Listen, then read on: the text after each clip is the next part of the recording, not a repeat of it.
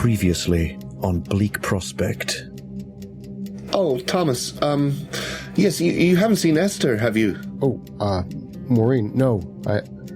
What? Esther, no. Oh, not to worry, I'm sure she'll be around here somewhere. Harold, is there anybody I should get for you, or anyone you'd like to speak to? A message I could pass on? My hand. Hey, Doc Coombs. Charlie, David, where's Esther? Have you seen her? Oh, gee, Mrs. Frayne, we ain't seen Esther this morning. Oh, I see. Not at all? We ain't seen Billy either. I'm just not the man I was. I'm not the man I was, you know? They were moving toward the campfire. In your dream, Nancy? No, but they were moving towards the campfire. And I was sat right here with Billy Spitzer.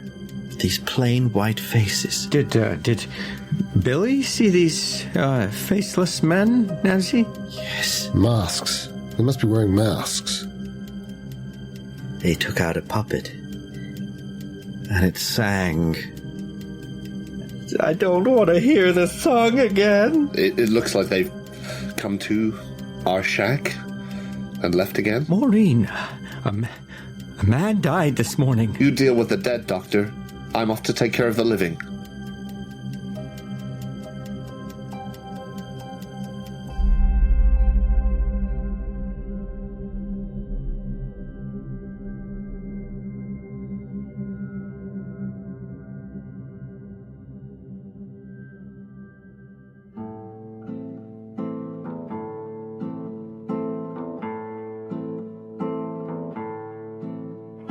The Apocalypse Players present Bleak Prospect, a Depression-era scenario for Call of Cthulhu 7th edition by Scott Dorward from the Nameless Horrors collection.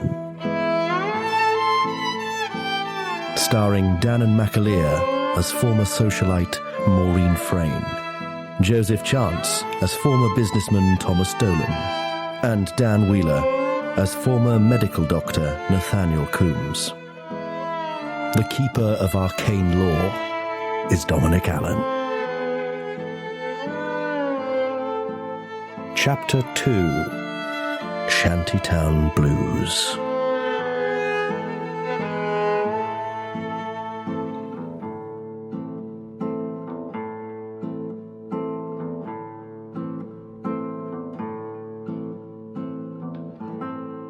Are there any cigar butts down here on my side of the road? No. I don't even get a luck test. Oh, what, you wouldn't want to smoke? Yeah, that's what I've come down here for. Okay, give me a luck roll. Yeah. Drivers chucking butts out the window. 79. I'm gonna. That's enough. I'm gonna change out my dice because that's shit. That's 4 fails. I've done nothing. Yeah. Nothing successfully, and we need some luck now. It was going so well for a while. Okay. Yeah, you're back going to in. fail a roll. That's not a bad. That's not a bad one to fail. I agree. I'm back in the game. I kick at the earth. Goddamn sons of bitches. And it's rock hard and frozen. Ah! I stubbed my toe.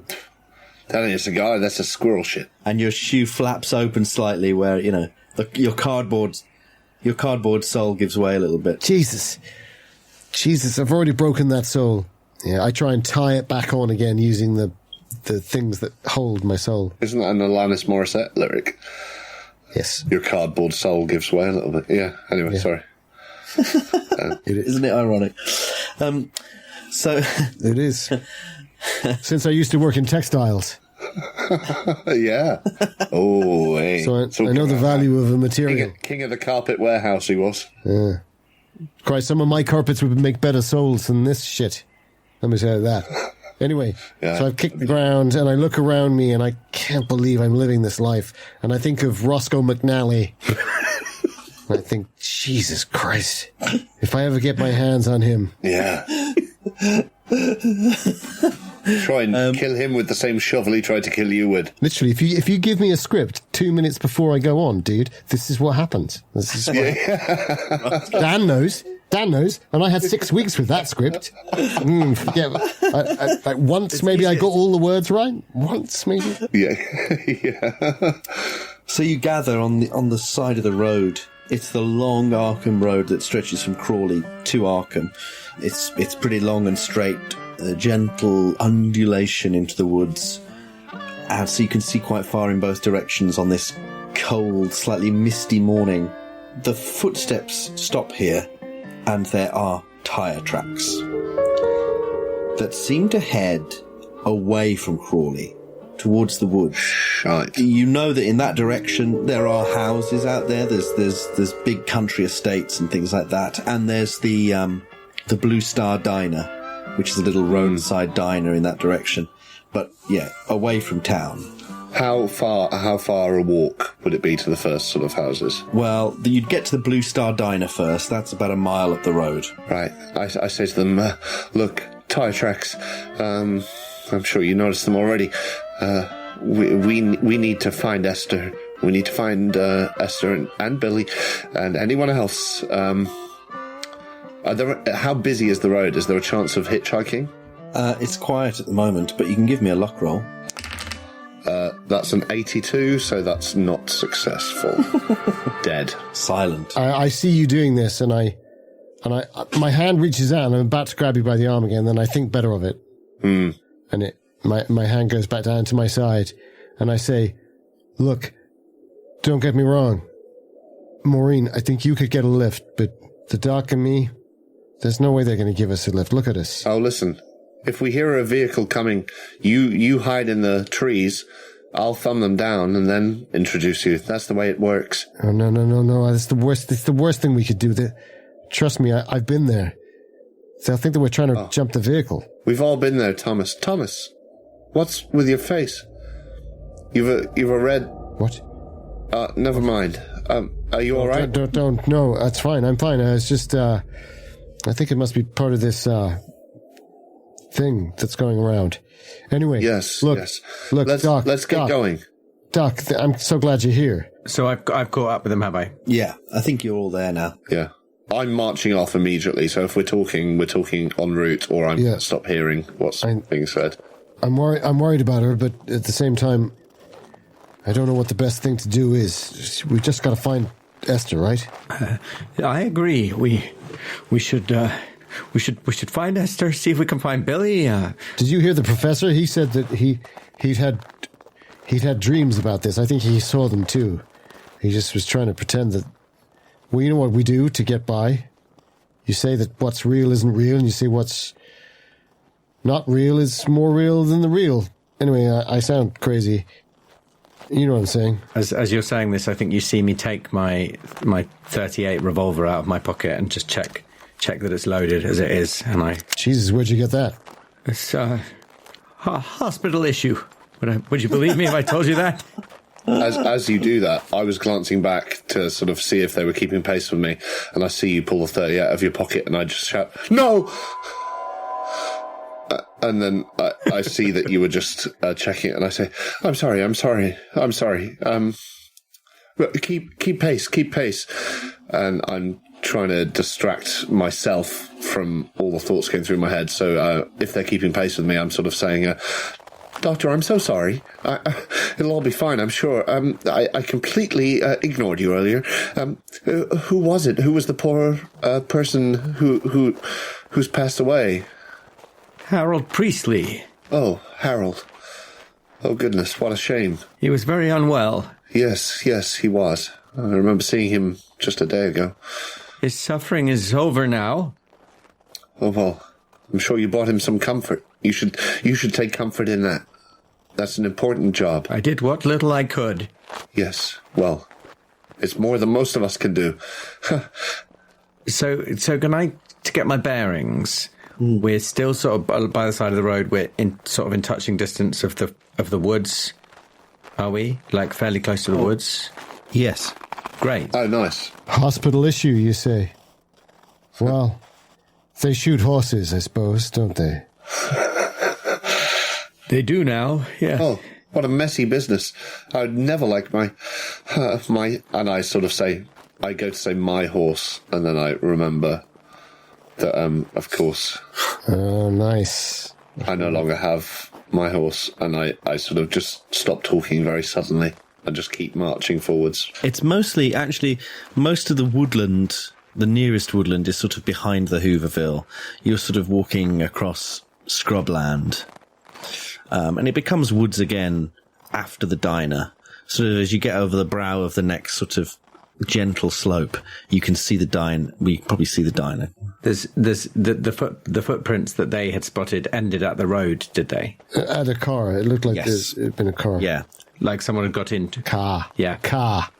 Car. Car. The car. The car ain't have it yet. So you're walking along this road. Is there anything you want to do on the way? So it's a mile to the diner. Yeah. Yeah, I think all I'm going to say to Maureen Frayne is I'm gonna drop back to the doctor again, and I'm gonna say, everything all right, doctor? You looked real shaken up this morning.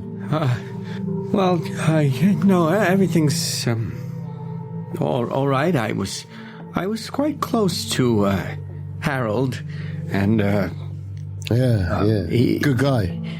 he was suffering towards the end. He was in a lot of pain, and I suppose Sorry to hear that. it got me thinking about this strange affliction which appears to affect us all. Yeah. I'm finding this walk kind of exhausting. I got to be honest. I mean, 2 years ago, I would have laughed if you said I find this hard. What's everyone's move rates, by the way? Because I imagine I'm striding away in front, but maybe I'm not. Is that a fair question? I'm on a 6. I'm on a 6. I'm on an 8, so yeah, I am striding away in front. She's striding away in Yeah. front. So eventually, you arrive at the diner. It resembles a railroad car, like a steel railroad car it's got aluminium walls and a sort of curved ceiling, like a roof. Little windows. There's a small car park in front of it, just off the road. There's a couple of cars parked. This will be a great little Airbnb one day. That was Charles's idea. Airbnb. Anyway, apps haven't been invented yet. I worry about her, doctor. I think she might be losing it. Yeah, well, anyone in her position who'd lost a child might be ranting and raving about. Of course. Yeah. It's not to belittle her situation or indeed anything to do with her gender. We'll move on. I think she is hysterical, though. Don't use the word hysterical. She needs. I tell you what she needs. She needs a good session on that new mechanical masturbator.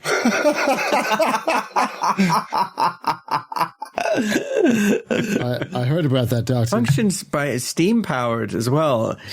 Powerful piston will pound any strange sort of hysterical fantasies out of her. The Dr. Coombs hand crank relief pounder. Now in brass. Dreadful. This is something I should have asked earlier, but should I have taken any hit points damage for stabbing a hole in my hand? Well, how deep did you go? Well, I was fishing around between the tendons. I think it was quite bad. Let's say you lose a hit point then. Okay. As we approach the diner, do I know any of the girls in the diner?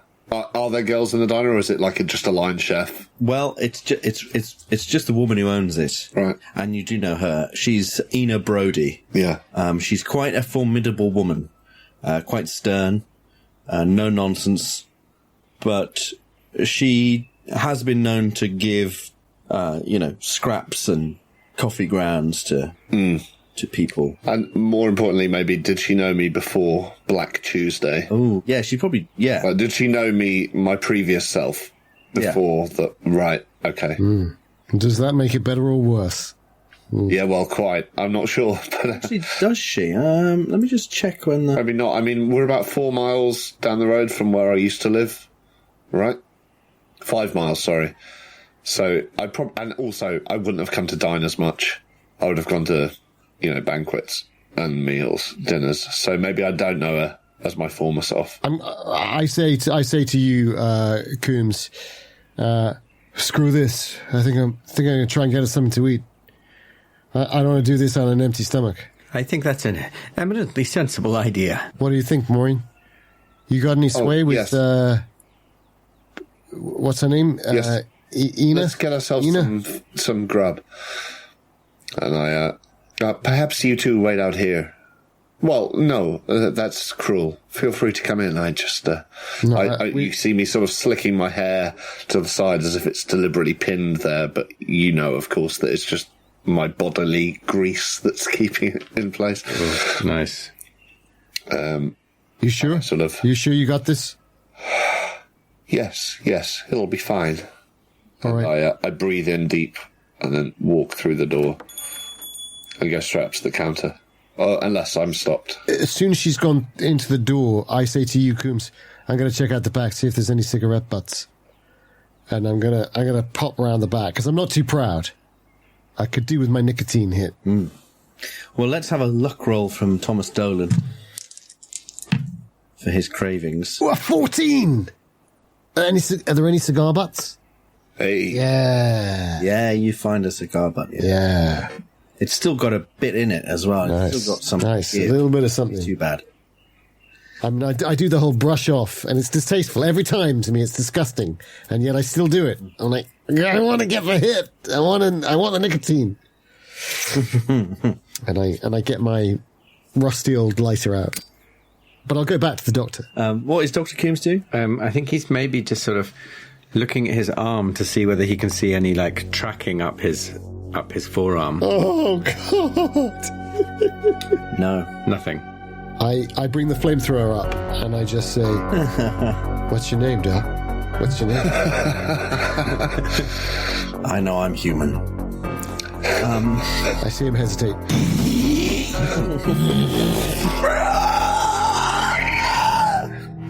I start to relax a little. Now I see no sort of tracking. I don't feel anything odd. I start to think maybe I did actually, maybe I did manage to scrape it out. Yeah. Yeah, delusion. That's the perfect place to be. A little jumping bean. Welcome to 32. Yeah. And Maureen, you've gone inside. Yeah, so as I approach the counter, as the door swings open, do I see anyone else in there? Or is it just Ina? Yeah, so there's an old guy sat at the bar, drinking a mug of coffee, and then there's an older couple in one of the booths eating some greasy-looking pancakes. Lovely. And you can see the kitchen beyond the sort of counter with the stools. You know, it's got the stools and this sort of rusty chrome. And what was the woman's name? Did you say Ina? I say Ina, and I sort of straighten my blouse. Well, it's not buttoned properly because the buttons are off, but I try and straighten it. I say, slick back my hair again, and I say, Ina, hello? She appears in the doorway to the kitchen. She's wearing a very plain, practical apron. Her sort of grey hair's done up in a bun. Yeah. And she glares at you and she says, now I said none of your type is supposed to be in here when I have customers. Oh, no. Want to talk? Come around the back. Ina, please. I miss Mrs. Frayne. You must have.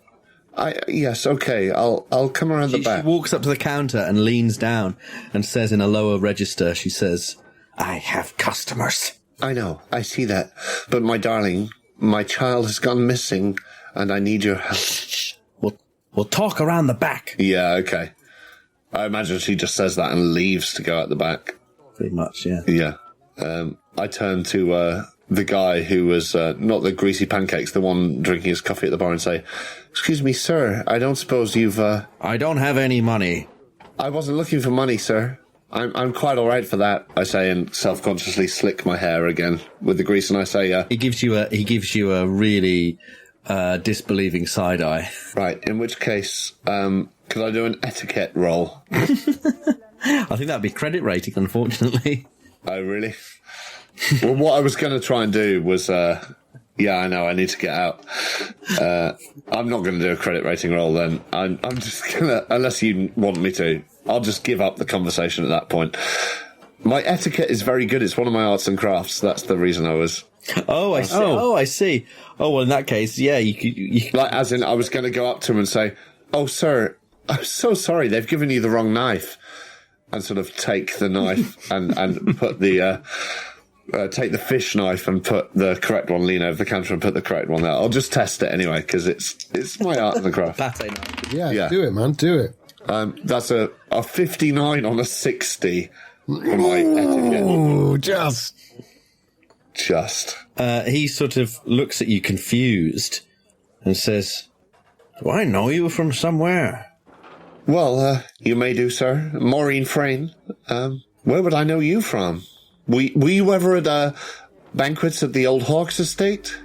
Prospect? No. Oh. Didn't he disappear? Who? Hawks. Hawks?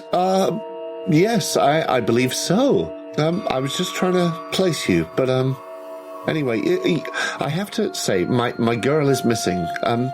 My little Esther, I don't suppose you've seen her around here? No, I'm sorry. And I don't suppose you've seen any faceless men? I suddenly blurt out. Oh, brilliant. He gives you some more side-eye, a bit alarmed this time. Ruining the etiquette roll that I just succeeded slightly on. But Classic. Yeah. And he eventually fishes in his pocket and takes out, like, sort of 30 cents and pushes it across the bar at you. And he says, "That's all I have, I promise." Well, Then he just looks at his coffee. I thank you. I'll give that to any poor unfortunate that I see outside this place. And I slip my hair down again and take it as if I'm ready to give it to someone else. But as I'm You walking... pick it up with your cracked, dirty fingernails. Yeah. And say, well, I've no need for this, of course. But, have a good day, sir. And then as I go through the door, I obviously deposit it in my top blouse pocket, jacket pocket, sorry. And, As you're leaving the couple that are eating their pancakes, the husband who's got his back to you turns to his wife and says, "What's that smell?" And she makes eye contact with you just as you leave, and she whispers something to him. can I roll my other French?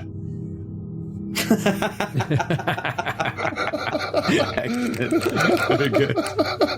I say something indescribable, whisper it as I leave the door, but just loud enough that she'll hear it. Something in other French. And I head around the back. Use my other French. Unless the guys are still out the front, which they may well be, I head around I think the back. I think we are. I just dashed back to see what I could find, but While I'm outside, after I've checked my arm and it's not full of maggots, I'm in there for a couple of minutes at least, so... yeah, so something occurs to me, and I just sort of scan around. It's something I've been maybe doing as we've been walking here, and certainly when we're here, paused, catching our breath, scan around, thinking about the affliction that we're all suffering from, and trying to, on a whim, I guess, observe whether there's anything in the natural landscape that mirrors that, or whether it's just something that us humans within the camp are suffering from. You want to see if it's just humans that have got this disease? Yeah, whether Have the chipmunks in the nearby tree started flaking? it's a whim, really, but like, you know, you've described the landscape as somewhat like bleak, right? Is that just the way it is, or does it look like maybe the trees and plants have, having seen this body crumble into dust, something I've never seen before, does that look like something which is happening? Like, this might be the effect of, I don't know whether I would be aware of radiation, but like, does it look like it's the effect of something atmospheric? Or is it literally just an illness that we have? Does it look like 3 small mice in a barn in Kharkov? Or... I mean, there's obviously, as a player, that's what I'm thinking. yeah. It's, I mean, winter is nearly upon you properly. Yeah. So, you know, the trees are bare mostly. The earth is grey. So the trees aren't flaking or No. No. Okay. winter is coming. Yeah, certainly is. As barren as a normal winter. Yeah, Doc, would you like a tug? Bit of pick me up. Why not? It's very good for the respiration. I flick off a few other little bits and pass him the end of the tobacco from the cigar. And I breathe it deep into my lungs because I know how good it is for me. Yeah. Fags and sausages. It being 1932. And then I cough a little bit because it's been a while and hand it back. So does Maureen go past us? Do we get an opportunity to check in with her before she goes round back? So yeah, no, she's waiting at the back door of this diner. Do we maybe follow her round, sort of lurk? Yeah, let's linger on the edge of the building.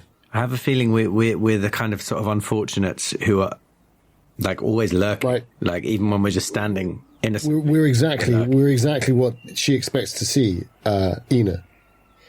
Right? Yeah, because you want to show that there's others here. It's not just you. There's others. So you're lurking by the back door of the diner. Yeah, right? I'm hoping I might be able to beg a sandwich and a coffee. Well, she opens the door eventually, and she's holding a small bag, a paper bag. It looks kind of greasy and slightly wet, and she just hands it to one of you. It's full of old coffee grounds. I think I'll step forward and take it and say, anything more hearty? She sort of rolls her eyes and then comes back with some leftover bits of pancake and some eggs. A couple of mouldy hoagies and some leftover eggs, yeah. Mrs. Brody, Thomas Dolan. Sorry to bother you, but I shrink slightly, sort of aware that whatever charm I might have had, she now knows I'm hanging out with these two, and I'm aware of the sort of social implications of that. So I take the bags and shrink slightly as Thomas starts talking. Sorry to bother you, but was there a car that stopped here in the early hours of the morning? Were you open then? There's a girl gone missing. It's a serious business. And even as I say that, I realize that's the worst thing I could say because it makes it sound like I'm trying to say it's a serious business. And I sort of wince. But then I press on. Would have been 3 or 4 of them. Might have been wearing masks. Not sure. Well, that makes sense. Truth be told, I was working late last night doing the books and I don't sleep so well. I heard this huge car roaring up the road there. I was sat in the diner window. It was a big old Cadillac, shiny thing, flew past up the road at must have been about 2 a.m, and it looked like it looked full. So I guess there could be 4 in there. Well, thank you. That's very kind of you. Have a good day now. And I sort of get my head down. I almost jump forward and I stop myself and I say, Ina, it's Esther. She's gone missing. She's but 12. And we think she was taken. Where was the car heading? And if you see them again, you must let us know, won't you? Do you know anything about them? I didn't catch the plates. Damn. I'm really sorry to hear about your kid. Yeah, well, not sorry enough to let me eat in your establishment. Come on, Maureen. Thank you, Mrs. Thank you, Ina. If I see them again, I'll let you know. Thank you. But they were heading up the Arkham Road that-a ways. I have the urge to toss the toffee grounds in her face. This bitch, this woman who was so much beneath me. She was so much beneath me. I would never have deigned to eat in a diner like this. Doesn't she know who my husband was? And then that gets all confused in with my daughter, and I don't throw the coffee grounds at her, but I don't take them with me either. I think we go around the back of the front to carry on along the road. That's where I'm going. Well, I'd certainly take the coffee grounds. Oh, well, I put them down by the... If you put them down, I pick them up. Yeah, great. But I keep the thing with the hoagies and the eggs and sort of pass them back to you and say, hey, boys, I promised you some food. Now let's get going. You've got to have some. Yes, I'll have a bit of white, but... we'll split it 3 ways. We need to get on the road. That's the most important thing. Yes, we'll split it 3 ways, and I'm already shoving a bit in my mouth. yeah. So can we carry on walking down the road in the direction she indicated that the car went in? Yeah. Yes, please. I said in too many times. In the direction she indicated the car went. In. In the direction she indicated the car went in? In the direction in which she directed in the car that went in. We'll follow the car. Towards Arkham, right? That's what she said. Away from Crawley. Yeah. Towards Arkham. Is that's what she indicated? Fuck Crawley. Well, Arkham's fucking miles away though, right? It is. It's a long way away. Does Roscoe Malloy own a Cadillac? Yes. You happen to know that he's quite the car collector. I just say as we're walking on the road, after about sort of 2 or 3 minutes, I say, Roscoe Malloy owns a Cadillac. Just saying. But you think it could have been him? Where does he live? I can't see why it would be likely. No, Maureen, it's not like that. Oh, I'm just saying people like that, rich people who've survived all this, they have special cars, they have beautiful cars. Yes, they do, don't they? If we get out of this, so help me God, I'll make sure that nothing like this ever happens to people like us again. And then I just pull my hat back down, I thrust my hands in my pockets, and I just walk. Noble. But Esther will get out of this. I don't care much whether or not I get out of this. You keep looking. You keep looking for anything that's unusual. As we walk, I take a little handful of the coffee grounds out of the bag and put them in my mouth and sort of suck on them like you might suck on chewing tobacco. Nice. Yeah. Sort of wad it in the corner of my mouth, and I think maybe that wakes me up enough to have a bit of an idea and say, if we think we might be tracking a car all the way to Arkham or in that direction, I hate the idea, but might it serve us to see if we could liberate one from Crawley to take us there? Good idea. Yes, Dr. Coombs, yes. Well, I mean, I spoke to 2 guys in the diner. Are there any cars around the diner? Or trucks? Or there were 2 cars in the car park. We could take one of these. Shall we take it or shall we ask? And I say that with a sort of a frantic look in my eye you've probably not seen before. How long would it take us to walk into Crawley? How long does it take to walk a mile? Maybe 15 minutes, half an hour. Yeah. And then how long would it take us to walk to Arkham? How many miles is Arkham? From here, it's about 30 miles. Oh, shit. Okay, right. Great. So we're not walking to Arkham. So I might say, well, why don't we continue into Crawley, see if anyone... Is Crawley on the way? Crawley's not on the way to Arkham, no? So this car's gone in the wrong direction. Yeah. Fuck. So the Hooverville is in between Crawley and the diner, basically. Yeah. In between Crawley and the diner. So we would have to go to Crawley, we'd have to turn back, walk past the Hooverville again to Crawley. Yeah. Yeah. But I think if you're saying this out loud, this sort of thing, I say, you're right, Dr. Coombs, you're right. My only concern is missing any tracks. You know, perhaps they went off-road, or perhaps I don't know. But either way, yes, let's get a car. Wait. I start marching back that way. Wait, listen to me. Once we've gone down that road, there's no turning back. You understand? Yes. There's no turning back. What do you mean, Thomas? What do you mean? I could ask Dr. Cavendish at the hospital. He might lend us an automobile or offer some assistance. Is that back at Crawley? Exactly, in Crawley. And I'd like to maybe briefly discuss with him the condition that we are all suffering from. Yes, the dusty skin. Yes, of course. You can do that. I want to, I know somewhere we can liberate a car from. A very good car. Huh. Yes, well, anyway. Where? Back there. My old home. My home. Now, of course, lived in by Philistines and charlatans, but I'm sure they've money, these nouveau riche. Do I know where Roscoe lives? Is he in Arkham? No, he lives in Crawley. There's a few of them who live in Crawley who have survived the Depression and are thriving. Motherfuckers. Roscoe Malloy is one of them. Right. It sounds like there's a few reasons why we might want to go to Crawley. Yeah. And also inform the police of Esther's disappearance. I know it's not been long, and I know we'll find her just along the way here. She'll be playing in the gutter with Billy, and I'll give her a slap she's never felt before. No, I won't. I won't do that. But I'll certainly be very bold with her. But yes, I should inform the police, just so no one's worried. How do we start cars in this game?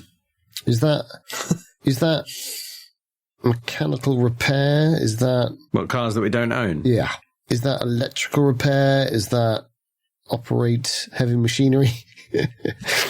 I think what to hotwire a car. Mechanical repair, right? Yeah, probably. So as we're passing, as we're sort of walking back up, are we all walking back up towards? Yeah, I think I've been convinced to change my direction to Crawley. I'm just going to look at the two cars.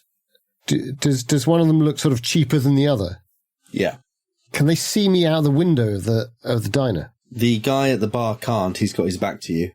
But the couple could potentially see you if they looked their side. Come on, Thomas. Crawley. It's not far.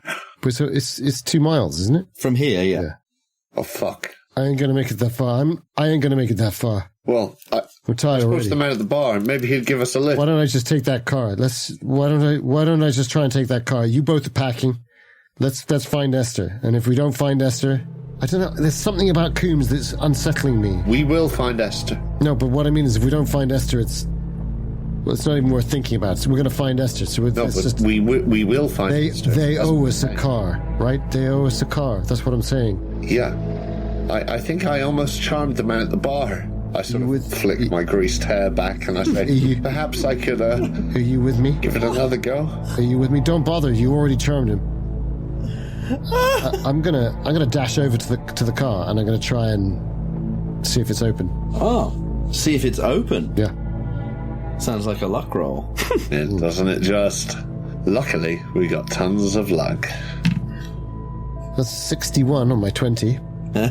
It's locked. I did not think this through in terms of having things to break it open with. We need some kind of long wire, metal wire, right? Potentially, yeah. I think, unfortunately, I probably removed the wire from my brassiere. A long time ago. To skewer a rat over the campfire. Am I directly overseen by yes, they can see me, right? They can see me in the diner if they look. If they look. So I take my jacket off even though it's cold, and I wrap it up and I try to elbow the window. Oh, okay.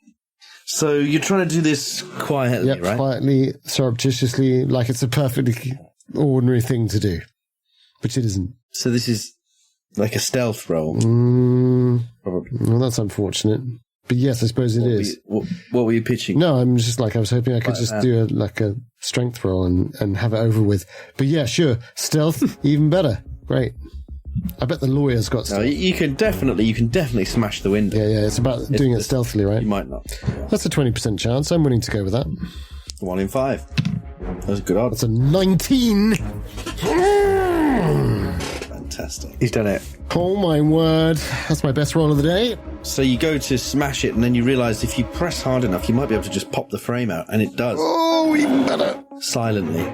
You catch it and sort of let it slide down. You realise you can just pull the lock up and open the door. I certainly don't bother to put my jacket back on. But I will get in as quickly as possible and I'll scrabble around underneath the wheel hub there. And try and find those wires as my hands are shaking. Probably the only thing that's given me the strength to do this is those scraps of old crusty pancake that I ate. But I'd love to try my mechanical repair. My massive roll of 40% that I'm going with here, guys. And try and hotwire the car.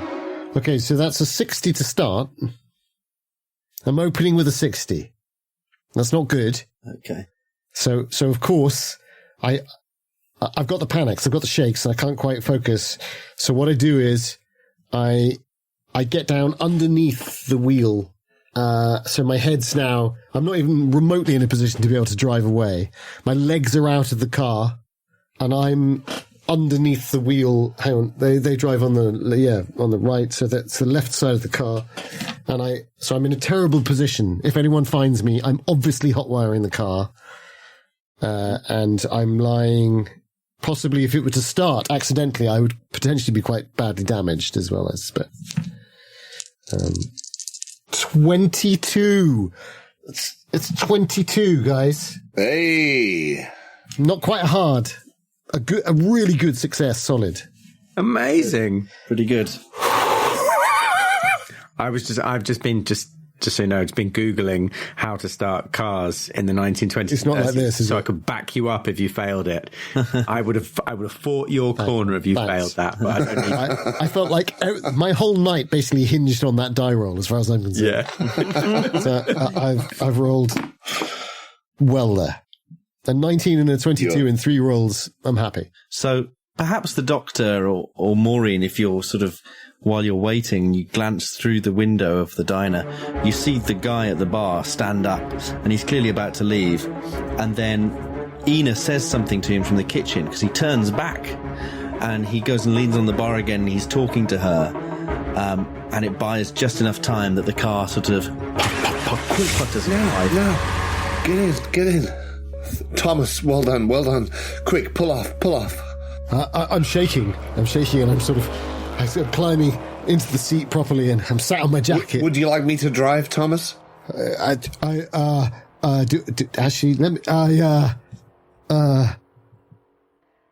do you have any dry skill? Because I don't. I'd say I'm 50% competent at Yeah, right.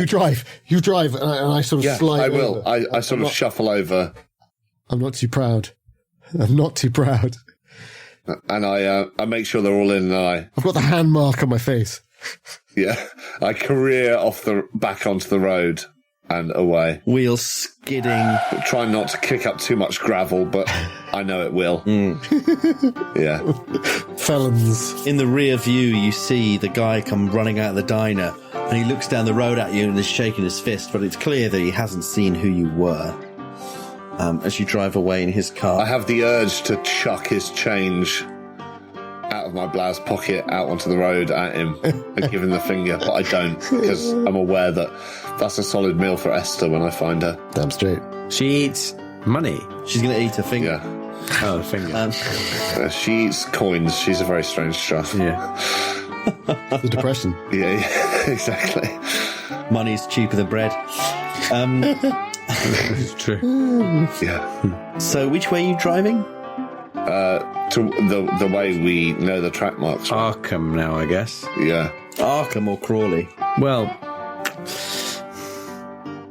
I mean, I'd still like to go to Crawley, but I feel like maybe having nicked a car. The thing is in my wheelhouse, and I've turned towards Arkham.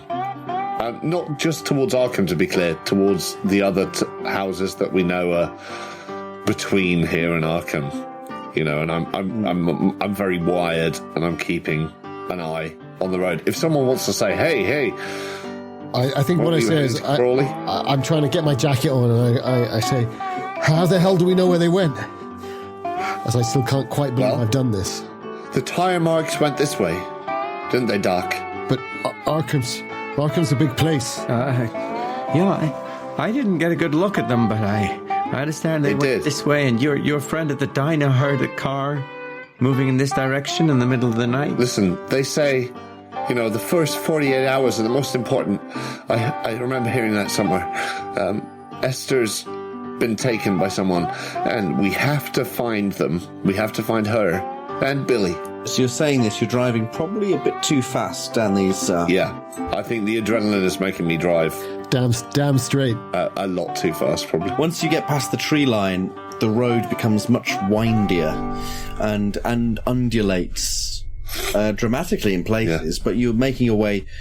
It's the edge of those hills that rise wild.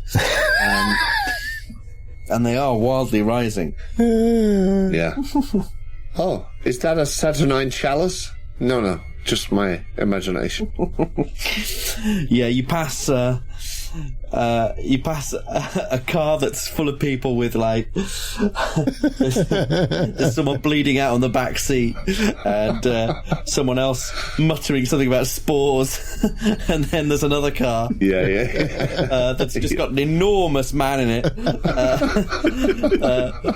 chuntering to his strange friend who's like fixing up something in the passenger seat, dressed as a ghost, just building. It's a real greatest hit. Ignore them. We have to find Esther. And then somewhere through the trees there's a man dressed like a sort of restoration gentleman with a powdered wig and white face and 3 eyes. Looking utterly frustrated. Oh, for fuck's sake. And a Russian postmistress passed out. Yeah, exactly. Yeah. We drive past the Russian postmistress and the Amherst Burger van, and we The whole time Dr. Coombs is saying, I think we should pull over. They look like they need some assistance. No, we mustn't. When some just a group of lobsters just crossed the road in front of us. Yeah, followed by Allagash Bunyan with a lasso.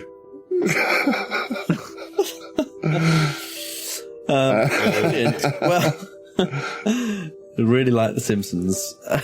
Roll call. Do we pass any houses? Because I'm still frantically scanning the road for like tyre marks drawing off. Sounds like they were in a rush. Well, after a while, there are houses tucked away in these parts and little farmsteads.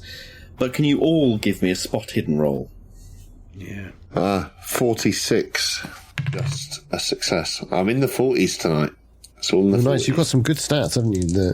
Yeah. Where did you get those stats from? I failed my spot. Oh man, I failed by 6. 31. That is. Yeah, I failed by 8. I honestly feel like this character I've been given, even though it's the Depression, has better stats than a lot of the characters I've played recently. Yeah, but actually, socialites, they're often quite impressive. Yeah. Skills-wise. I think I do say, even though I don't see anything, I think I say, look, if you see a turnoff, you might want to take it. Just, in case. Because I'm sort of looking at the speedometer and thinking, she's really... we're doing 25 miles an hour, right? That's enough to draw attention. Dizzying. Yeah. And I'm a good driver, but... Yeah. No, I have no doubt about your skill. It's more that, like, these trees are moving fast. Yeah.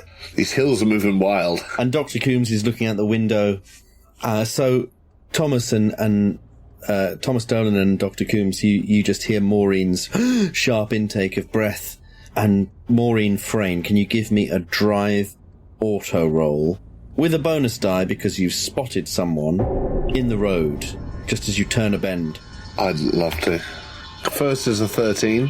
A 13? Well, they're both passes. One's a 30 and one's a 13. Oh, nice. Fine. So you manage to swerve out the way and avoid hitting Billy Spritzer, who is stood in the middle of the road. Tokyo Drift. You do a Tokyo Drift. I Tokyo Drift out of... We didn't do any donuts. Oh, I can't believe we didn't do donuts. Mate, there's still time. So yeah, you come to a skidding, screeching halt. Billy Spritzer looks dazed. This is Billy. It's not the orphan Billy. Orphan Billy, yeah. Yeah, the kid. Oh, it is. Yeah, the kid from the... But is it the same Billy that wasn't your assistant called Billy as well? Exactly, that's him, Billy Spitzer. Same kid. Okay, I as a player haven't put those two together. Or looks like him. So how old is Billy? He's 4. Because if he's the doctor's assistant, but he's... Ageist.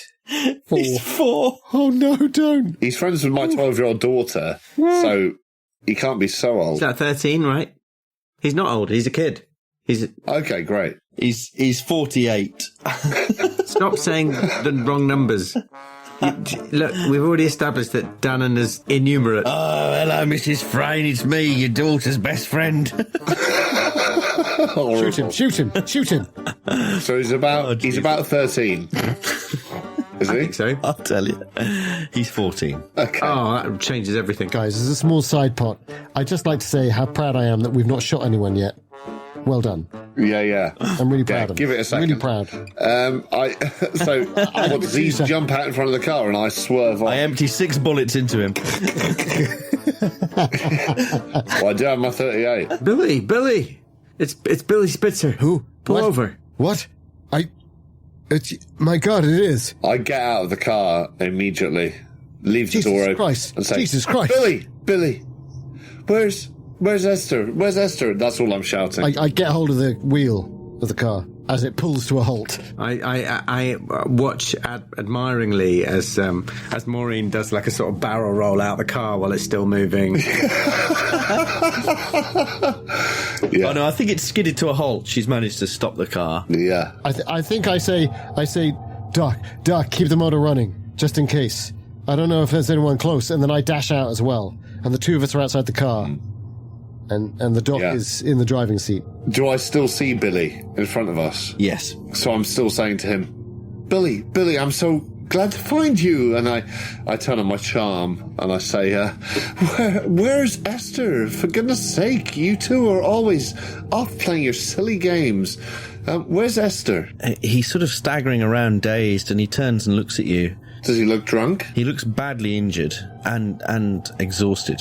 I turn back to the car. I think I'm going out of the right-hand door. And as I've said to the doctor, get in the front seat, I then go, wait, I think he's injured, Doc. We'll need you. Let me take a look. And I give him a hand out of the car, and I help him out. He's not that much older than me, but I know he's a bit older than me. Yes. Doc, please. So I look up and down the road to try and work out whether we've got time and space to sort of treat to have a look at Billy on the road, or whether I think I might be able to sort of bundle him into the car and have a look at him on the back seat. And also, where was he coming from? I think both he and I, the Doc and I, and maybe Maureen as well. Maybe all three of us are kind of going, where was he coming from? Was he crossing the road? Did he stagger out of the woods? Or... Well, Dr. Coombs and Thomas Dolan, you didn't see him. Yeah, of course. We're distracted. Yeah. Maureen, Fair. you turned a bend and he was in the middle of the road. He was just stood in the middle of the road. Sort of... And now he's sort of swaying. But that was not to take away from Dan's question, which I also want to know that. I mean, I think ideally I would like to be able to get him into the car and onto the back seat, partly because it'd be warmer there. Yeah, no, you absolutely can. And as you touch him, I mean, you see that he's bruised, he's covered in little cuts and grazes, and he's very cold. Very, very cold. His skin's actually slightly, he's got a slightly grey-blue tinge to him, and he's shivering. Billy. And he's slightly wet.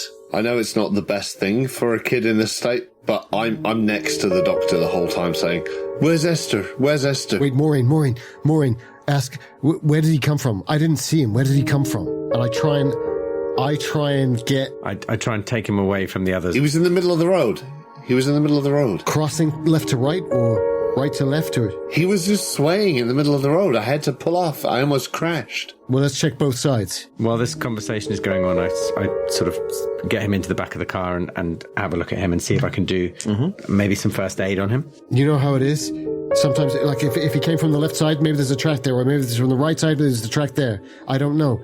But you'll know. You've got the eyes. You spotted the tracks back there. How is he, Doc? Well, I've got a hard success on my first aid roll. So you managed to stabilise him a little bit. You calm him down. You realise he has hypothermia, but you apply whatever ointment you have to his cuts, and he warms up a little bit. You try and, I don't know, maybe there's a blanket in the back of the car there. You wrap around him. Well, I think maybe without thinking, I take the coat, the child's Esther's coat, which is in the car, and wrap it around. And once he's shivering slightly less, he says, They still have her. They got Esther.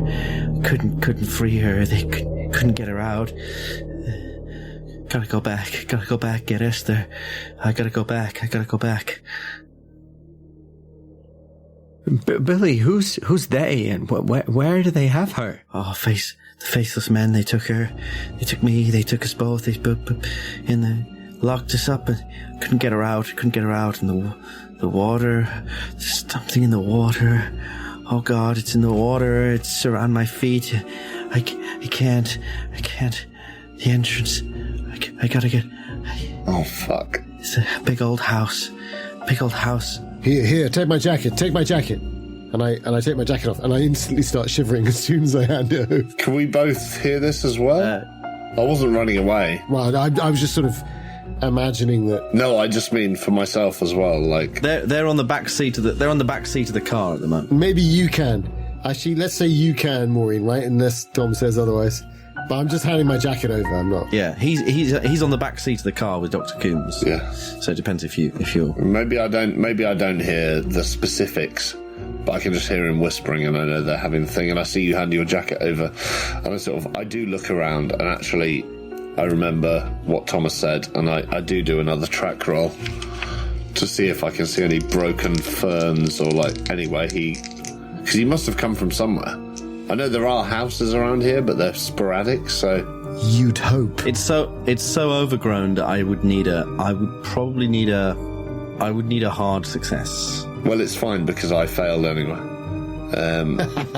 Yeah. You can never tell with McAleer delivery. Yeah. He can never tell. That's a great thing. No. I'm saying, Billy, you said a house? They have her in a house? Or there's some water? And then he looks at you very slowly and says, "Prospect."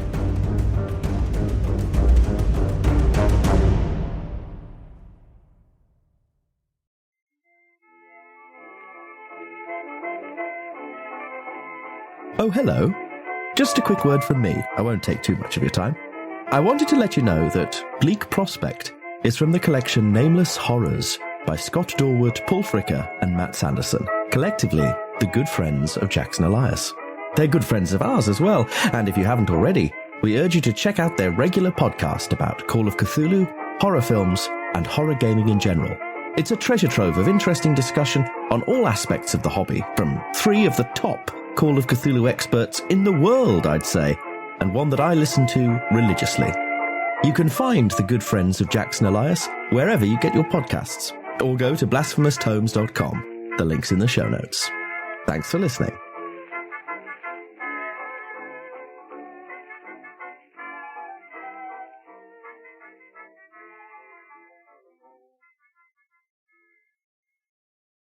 A bleak prospect, indeed. Tell you what was a bleak prospect, looking at the cheese in my fridge. Most of it's gone off. Chuck a load away. Oh, dear. There was a brown brie. A brown brie? Brown brie. Shouldn't be brown. No. And a pink Stilton. Ooh. Oh, no. One side looked fine, and I was like, oh, I've done well here. And I turned it over and was like, oh, shit. Ah, Listeria. Hello.